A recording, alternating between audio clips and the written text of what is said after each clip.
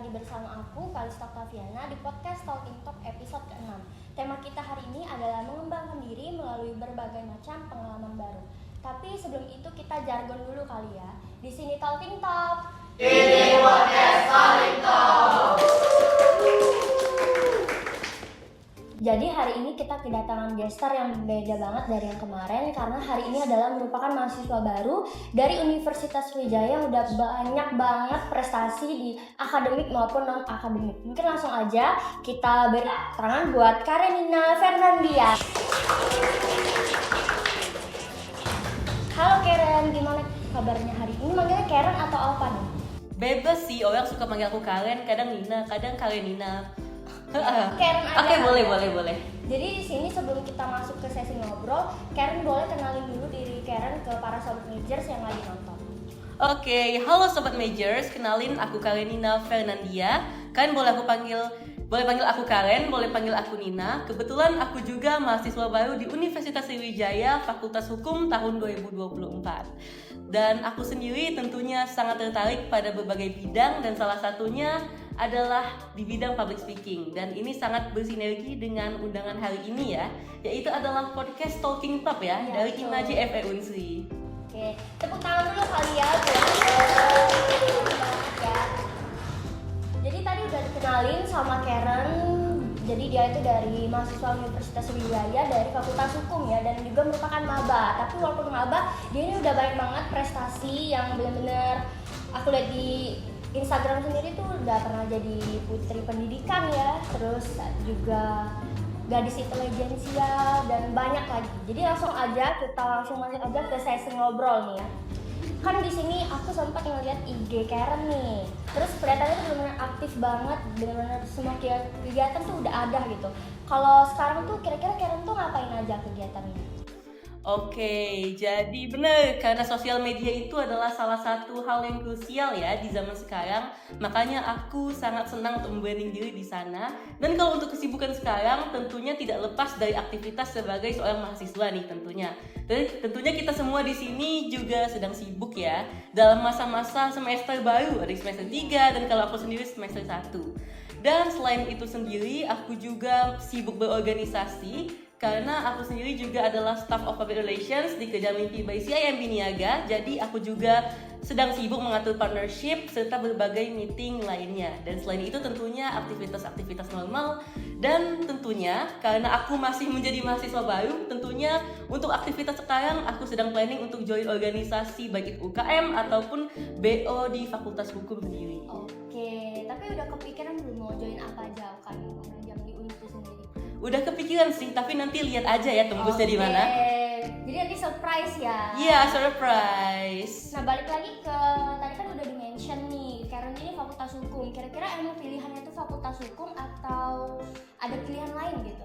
Oke, jadi sedikit fakta. Awalnya aku pengen satu pilihan aja, yaitu adalah ilmu komunikasi. Karena aku sangat senang dalam bidang berbicara.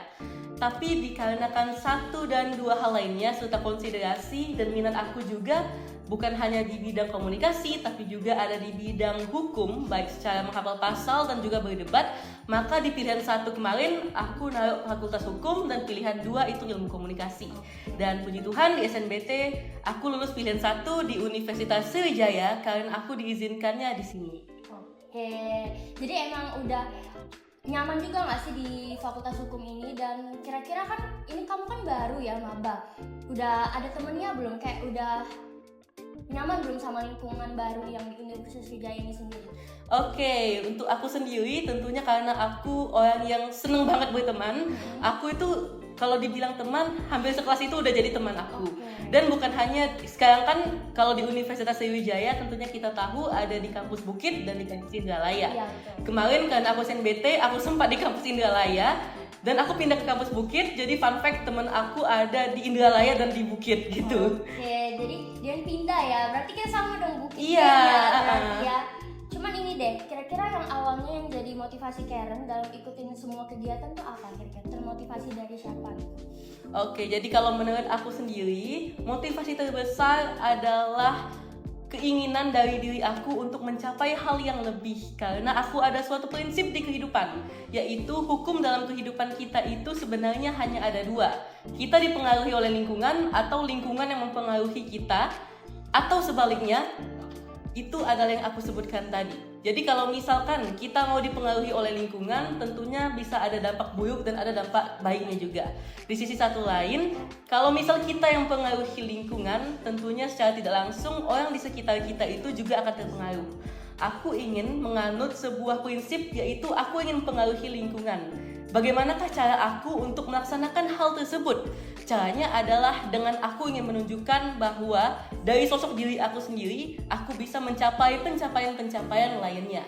Dan selain dikarenakan prinsip tersebut juga, tentunya aku tidak pernah merasa puas akan prestasi, bukan dalam artian tidak bersyukur, tapi tentunya di atas langit masih ada langit lainnya. Sebagai seorang mahasiswa baru, tentunya kenapa aku ingin semakin mencapai prestasi walau sudah di titik seperti ini, walaupun aku merasa ini masih harus dikembangkan lagi, yaitu dikarenakan menurut aku sendiri tidak ada batasan untuk diri kita untuk belajar dan mencari pengalaman lagi ke depannya. Dikarenakan nanti di dunia pekerjaan bukan hanya soal pelajaran kita, bukan hanya soal pencapaian kita, tapi ada satu hal yang tidak bisa kita beli dengan uang, yaitu adalah pengalaman. Betul sekali, keren banget ya Karen ini benar-benar. Jadi kalau yang aku dapat nih berarti kita tuh harus bisa mencoba hal-hal baru terus ya Karen. Benar. Cepat puas sama satu posisi yang udah kita punya.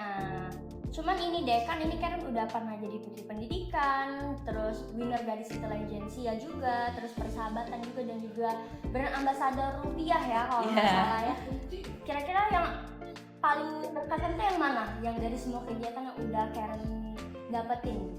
Kalau menurut aku sendiri, di setiap kegiatan itu akan selalu ada hal berkesan. Tapi di setiap kegiatan-kegiatan yang aku ikuti, menurut aku hal paling berkesan adalah relasi yang dibangun. Kenapa? Dikarenakan kalau kita mengikuti perlombaan atau kegiatan yang bukan hanya dalam jangkauan usia ataupun daerah kita, akan ada berbagai relasi yang kita bangun ke depannya. Menurut aku relasi adalah salah satu hal yang tidak bisa kita beli dengan uang, Kak. Mungkin kita bisa mengikuti lomba-lomba di bidang kita. Misal saat aku masa SMA, mungkin aku bisa hanya mengikuti lomba-lomba untuk anak SMA. Tapi menurutku, satu hal yang paling penting adalah perluas relasi tanpa membatasi jangkauan umur dan juga jangkauan wilayah. Dan relasi tersebutlah yang merupakan suatu harta karun berharga yang membuat aku bisa kenal berbagai orang, terutama juga di universitas ini. Oke, jadi kalau menurut Karen sendiri itu relasinya adalah poin penting ya? Benar sekali. Kan ini Karen udah pernah jadi first runner up putri pendidikan ya, dan sekarang juga menjadi trainer di Duta Inovatif Indonesia nih. Dulunya itu Karen tuh dapetin informasi itu sendiri tuh memang ditawarin atau cari sendiri gitu info-infonya? Aku sendiri adalah orang yang pengen mencoba hal baru, tapi aku juga perlu suatu bimbingan untuk menemukan hal tersebut. Jadi, menurut aku kita sebagai manusia itu harus bisa keluar dari zona nyaman. Betul. Dan kita juga adalah orang yang bisa mengubah branding kita.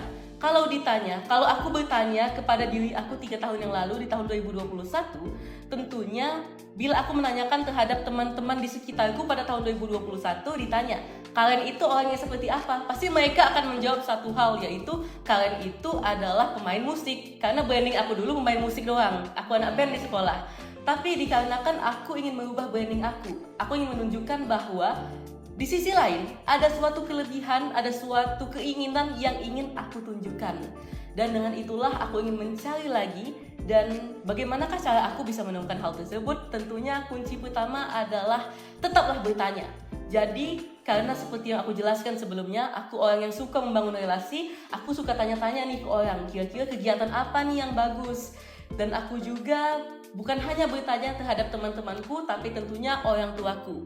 Aku suka sekali bertanya, kira-kira perlombaan apa yang bagus dan cocok untuk aku coba ke depannya, begitu.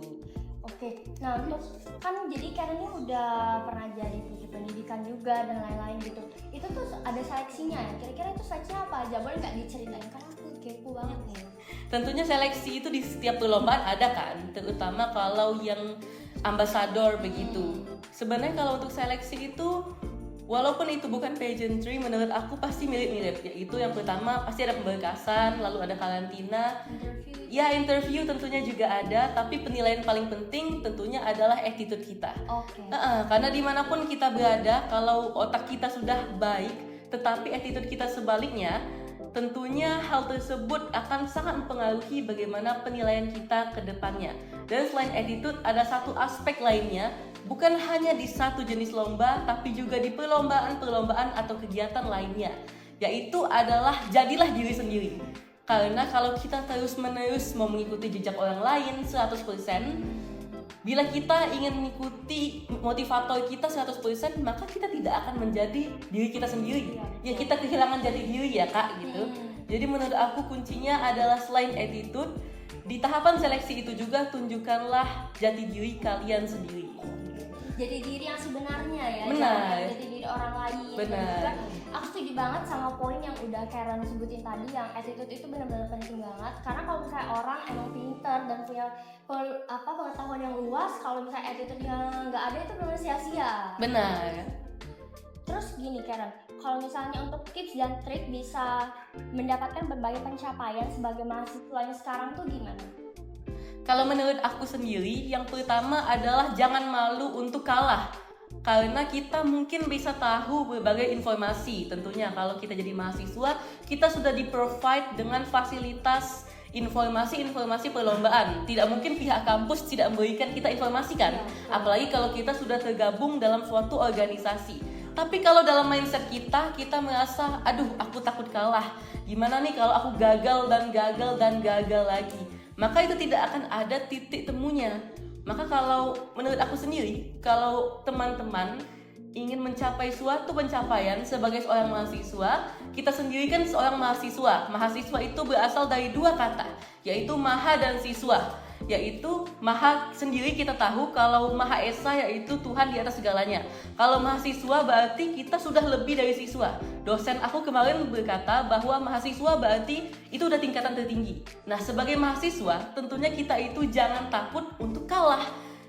Justru kekalahan itu adalah di mana kita tidak mau mencoba sama sekali. Jadi ada satu bisa dibilang quotes untuk teman-teman, yaitu better oops than ifs. Lebih baik kita sedikit terjungkal, sedikit terjatuh dari apa yang kita coba daripada kita terus berandai-andai. Duh, bagaimana ya kalau aku mencoba ini? Gimana ya kalau aku seperti ini dan seperti itu? Jadi kuncinya ya, jangan takut untuk mencoba, dan kalau kamu sudah mencoba, nggak apa-apa untuk kalah. Tidak ada kekalahan, justru itu adalah jalan menuju kesuksesan. Tapi kalau aku diri sendiri ya, memang kayak susah banget ngilangin rasa takut. Benar. Karena jujur aku juga kalau ikut-ikut lomba tuh pasti kayak mikir gimana ya kalau kalah, kalau ini. Jadi ujungnya itu nggak jadi kayak gitu. Nah, kalau menurut Karen gimana cara cegahin rasa takut itu sendiri itu gimana? Kalau menurut Karen?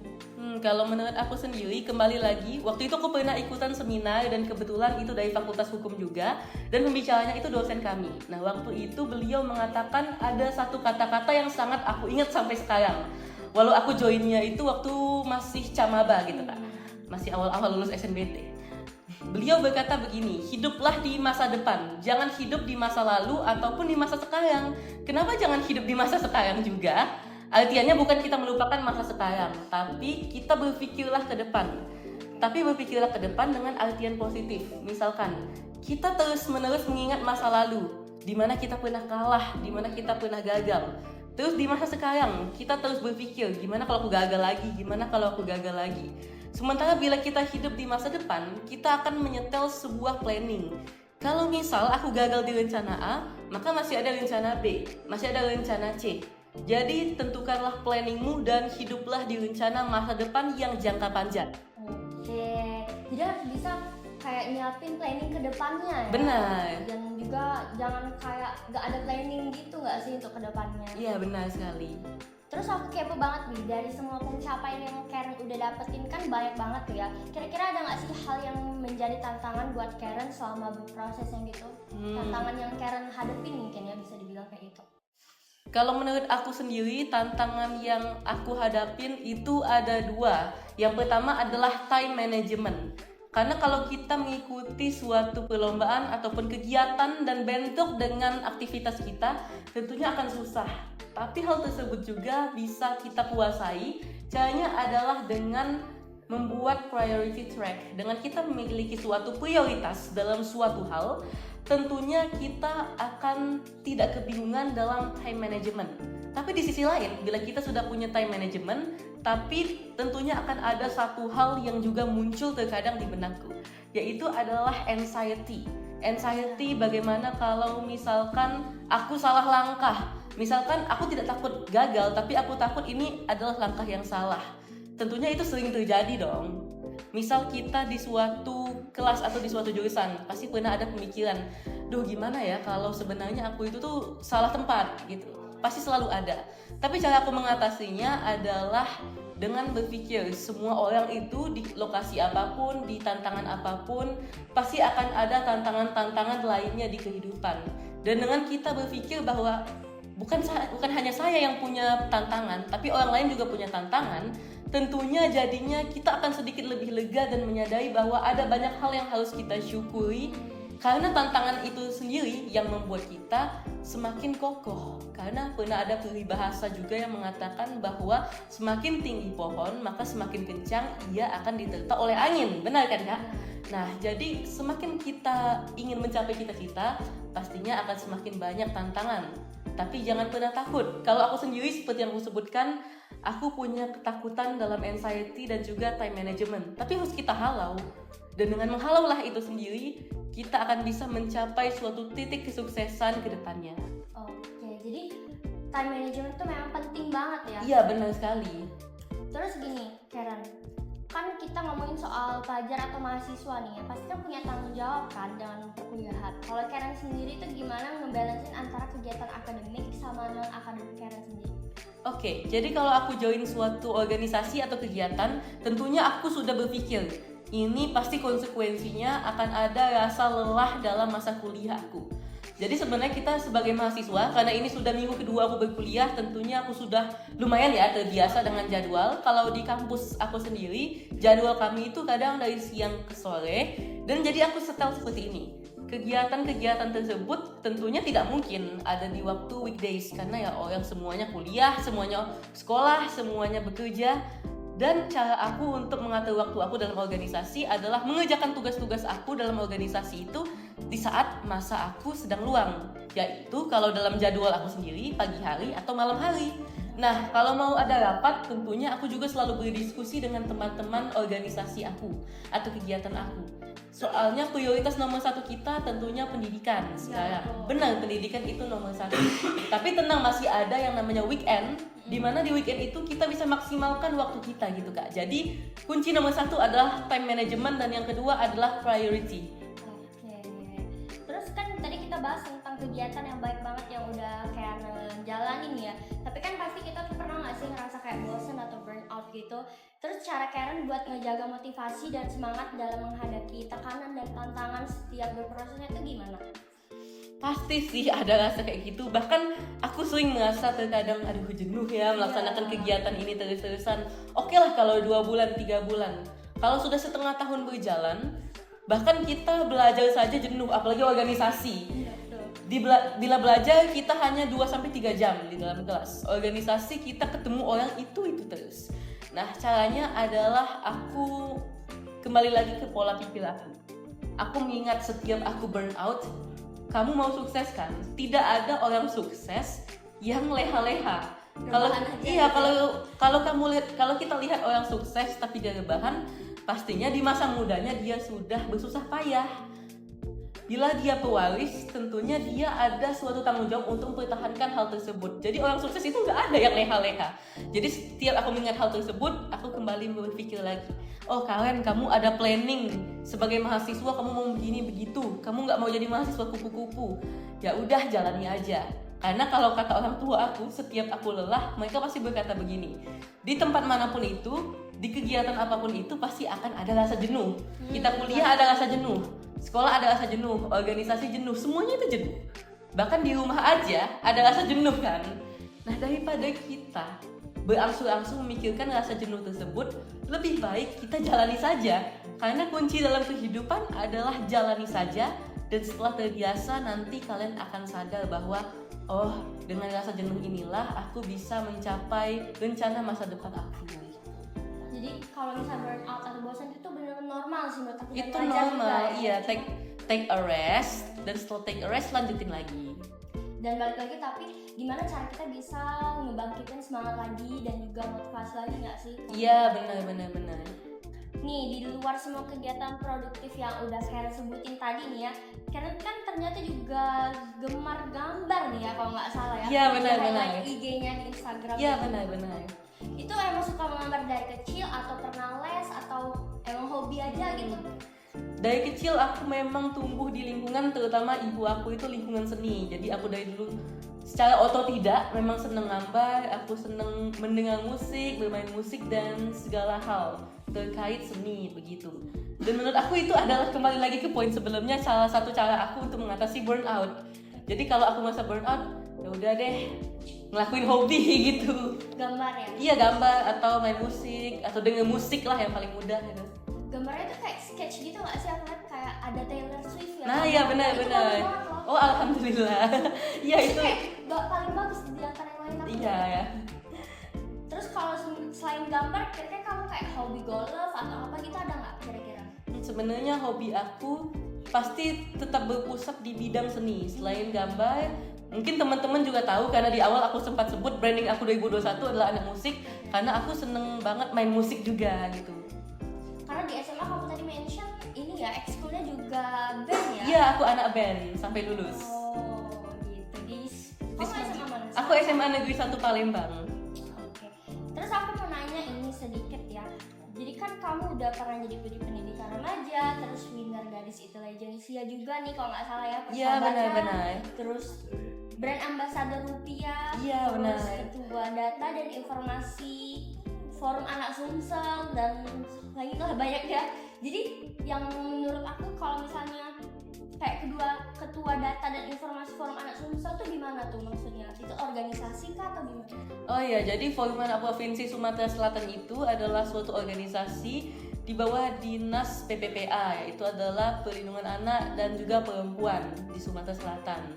Nah, jadi karena aku adalah ketua data dan informasi, maka aku mengelola sosial medianya kalau ada acara-acara Forum Anak Sumsel. Tapi untuk sekarang, kalau aku sendiri lagi fokus kuliah, jadi untuk di sana sedang tidak terlalu fokus gitu. Oke. Jadi itu kayak open recruitment gitu ya? Atau Iya, itu tiap 2 tahun sekali open recruitment di bawah 17 tahun. Waktu itu aku join kan masih di bawah 17 tahun ya. gitu. Oh, aku kira kayak umur 20 atau 19 itu masih boleh. Oh, bisa sih jadi fasilitatornya ya. Oke, beda ya? Beda. Terus selain hobi gambar nih, aku notice juga kamu jago banget main alat musik ya. Dan baik banget kayak bisa main biola, terus main gitar mungkin. Iya benar. Itu emang otodidak atau gimana tuh? Jadi kalau aku sendiri, seperti yang udah aku mention sebelumnya, aku emang orang seni. Keluarga aku, terutama ibu aku itu memang seneng main musik juga, walau agak jarang sekarang.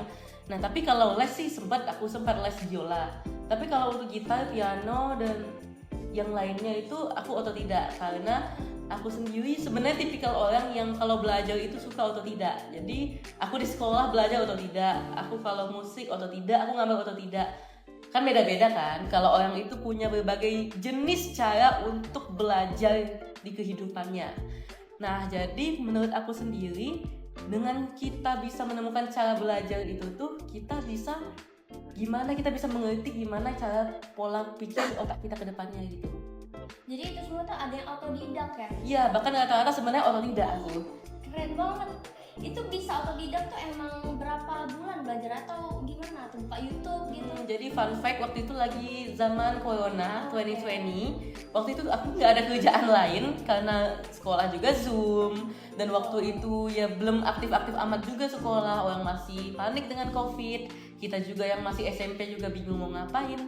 Kebetulan sebenarnya aku sempat iseng-iseng belajar walau belum terlalu maksimal. Nah, mumpung itu lagi masa COVID, aku maksimalin, iseng belajar gitar, iseng belajar piano, iseng belajar suling gitu. Tapi yang paling sering aku mainin itu adalah keyboard, tepatnya keyboard piano gitu, itu otodidak. Karena aku sendiri kan, kalau orang musik itu tuh fun fact dikit ya guys, orang musik itu ada 2 jenis. Pertama, kalau dia orang les, pastinya dia itu tipikal yang melihat sheet music, yang melihat partitur. Sebenarnya aku bisa baca partitur karena aku main biola, tapi menurut aku, karena aku orang yang agak bebas, itu sedikit membatasi kebebasan aku. Jadi aku main musik mendengarkan dari telinga, terus aku juga ngerti gimana harmonisasi chord, dan itulah cara aku bermain dengan otodidak, dengan mendengar melodinya gitu. Tapi yang favorit apa? Yang paling favorit apa? Sebenarnya I can choose between violin and keyboard. Dua-duanya favorit aku. Favorit ya. Tapi kalau untuk stage act sebenarnya violin, karena kita bisa stand out. Jadi kalau aku di band aku main biola, walau kadang main keyboard untuk pelengkap. Kalau kita main violin itu bisa di depan dan bisa dilihat orang-orang gitu. Gitu. That's why I love it. Jadi, tapi kamu pernah nggak sih ikut lomba kayak gitu, kayak lomba keyboard atau lomba biola gitu? Kalau aku sih tepatnya lomba band ya, karena aku anak band. Dulu sering banget ikut lomba di pertambangan Unsri, pernah tahun 2022, di Yamaha pernah juga. Tahu nggak waktu itu ada kontes Mansa, Fantastic Mansa yang Dewa? Dewa itu ya? Iya, Dewa sama Sangshuters. Aku sama band aku nampil di awal waktu itu. Aku waktu itu tapi nggak, aku nonton itu tapi aku nggak datang awal sih. Nah, yang di awal. Kalau ada yang ingat, ada lagu Terlatih Patah Hati sama Pelukku Untuk Pelikmu, itu band kami yang tampil. Adenium waktu itu. Keren banget, boleh Iya. Nih aku juga lihat di IG Karen ini, kalau di media sosial tuh Karen juga tuh aktif posting konten ya. Iya. Terus buat konten itu tuh terinspirasi dari siapa? Tapi yang aku lihat tuh konten edukatif gitu ya. Iya. Kayak edukatif gitu ya. Kalau aku sendiri, aku terinspirasi juga selain dengan title aku tahun lalu, Putri Pendidikan. Aku sendiri orang yang suka juga melihat SDGs, yaitu Sustainable Development Goals. Salah satu yaitu adalah tujuan pembangunan berkelanjutan dari PBB. Jadi misal ada SDG yang membahas terkait juga dengan pertumbuhan ekonomi, ada juga tentang pendidikan. Nah, ada salah satu SDG yaitu yang membahas tentang quality education, yaitu adalah pendidikan yang berkelanjutan. Nah, karena aku tertarik dengan SDGs, dengan tujuan berkelanjutan itu, aku pengen mewujudkan hal tersebut. Dan salah satu tujuan utama dari diri aku adalah I want to be an impactful person, not only to my closest people but also to the world. Nah, salah satunya adalah dengan sosial media. Karena sosial media itu adalah salah satu hal yang paling mudah dijangkau sekarang, benar kan? Ada satu berita, 1 detik langsung tersebar. Nah, kenapa kita tidak membangun branding kita? Kenapa kita tidak menyebarkan ilmu yang kita miliki dengan menyebarkannya di sosial media? Dan selain karena aku pengen mewujudkan tujuan tersebut, yang kedua adalah aku memang orang yang suka seni, dan konten itu termasuk seni menurut aku. Bahkan podcast ini termasuk seni menurut aku, karena berbicara ada seninya. Oke, berbicara ada seni ya. Benar sekali. Selain di Instagram, dibuat konten di mana lagi atau di TikTok gitu? Kadang aku suka di TikTok, walau sebenarnya platform utama aku di Instagram. Karena lebih mudah nge-reach orang kalau ada postingan yang foto kan. Karena aku juga suka visual design. Selain itu kadang di Twitter juga gitu. Jadi karena lebih ke branding diri yang positif dan Benar. konten edukatif gitu ya. Oh ya, selain itu ini bukan konten sih, tapi tepatnya kadang aku suka nge-posting di LinkedIn juga gitu. Oke, di LinkedIn ya. Iya. Terus apa yang Karen harapin dari followers atau fans Karen nih? Kan Karen sudah banyak banget kan bikin konten. Yang Karen harapin untuk mereka tuh apa? I hope my followers could find their own way to show their true self and can be impactful too. Karena menurut aku tidak ada guna kita ada followers banyak. Sebenarnya menurut aku di sosial media itu bukan soal how many followers that you already got. Karena you can buy followers, kalian bisa punya followers palsu. Dan itu sebenarnya sah-sah aja, tapi kalau mereka palsu, can we be impactful? Kembali lagi ke tujuan utama kalian. Dan aku berharap my followers can have the mindset that we need to be impactful, not only being an influencer, but we need to be impactful to our own world. Karena sekarang lebih dari 50% populasi di Indonesia adalah anak muda. Bisa dilihat waktu pemilihan umum kemarin, itu rata-rata anak muda berpartisipasi. Nah, bahkan di hal tersebut, anak muda can be impactful to the world, apalagi di sosial media. Jadi bayangin, kalau kurang lebih sekarang mungkin 6.000-an followers, kalau each one of them punya pemikiran untuk menjadi diri mereka sendiri and being impactful to their followers too, maka kira-kira ada berapa banyak anak muda yang bisa terinspirasi juga? Dari 6.000 followers, taruhlah di setiap satu followers at least ada 300-400. Itu kita kali 6.000. Banyak sekali kan? Jadi, aku harapkan kalian untuk followersku dan mungkin my future followers, you can be impactful and find your own way to educate the mass. Not only about the education on academic, but also on your own passions. Gitu. Keren banget, betul tahu. Jadi sekarang kita bahas masa depan nih ya. Oke, Kira-kira boleh sekali. rencana Karen buat harapan dan Karen buat ke depan itu apa aja? Harapan aku, my first hope is I hope I can be aligned with my plan in the future or at least 3.5 years. Amin. Semoga bisa lulus cum laude gitu ya nanti. Dan amin ya rabbal alamin walau masih maba begitu ya. Dan aku harap aku tetap align dengan rencana aku yang anti mahasiswa kupu-kupu begitu. Semoga aku bisa dapat pengalaman, aku bisa reach out berbagai hal dan juga teman-teman not only in my own university but also relations all over Indonesia or even outside our countries gitu. Dan tentunya selanjutnya semoga karir aku bisa berkeselarasan dengan jurusan aku yaitu adalah Fakultas Hukum karena kemarin aku sudah mengambil langkah lintas jurusan dari IPA ke hukum gitu. Dari IPA ya? Iya, aku dari IPA, Kirain benar. dari IPS. Hukum. Benar. Oke, jadi semoga harapan buat Karen ini cepat tercapai, tadi bisa cum laude. Amin. dan lain-lainnya, ya. Kita balik ke masa lalu sedikit nih ya. Oh, Karen. boleh sekali. Ada pesan nggak buat Karen India yang beberapa tahun yang belakang? Ada nggak? My message for my past self is I hope you can be satisfied with any little bit of achievements that you already got. Aku harap kamu bisa bangga dengan pencapaian-pencapaian kecil yang kamu dapatkan. Kamu ranking 10 besar, kamu syukuri hal tersebut. Kamu bisa masuk ke SMA yang kamu inginkan dari SD, itu kamu syukuri.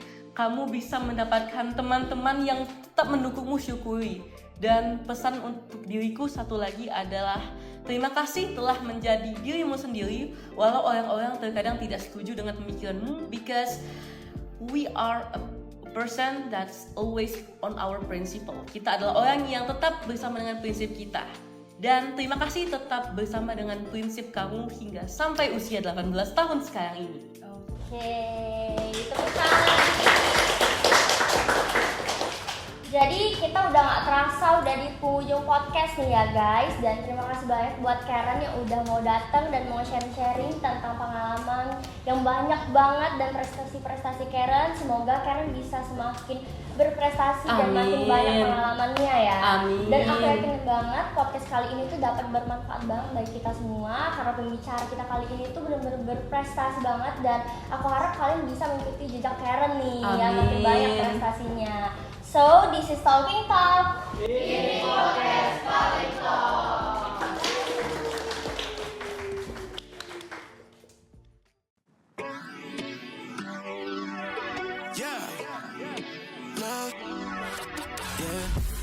You must walk on water cause I'm drowning and you made it.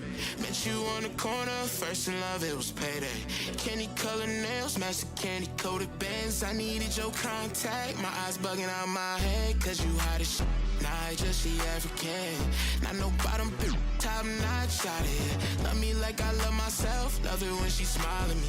White teeth with a heart of gold, and I'ma put a diamond in it. Ring, ring, ring, ring, ring, love calling me.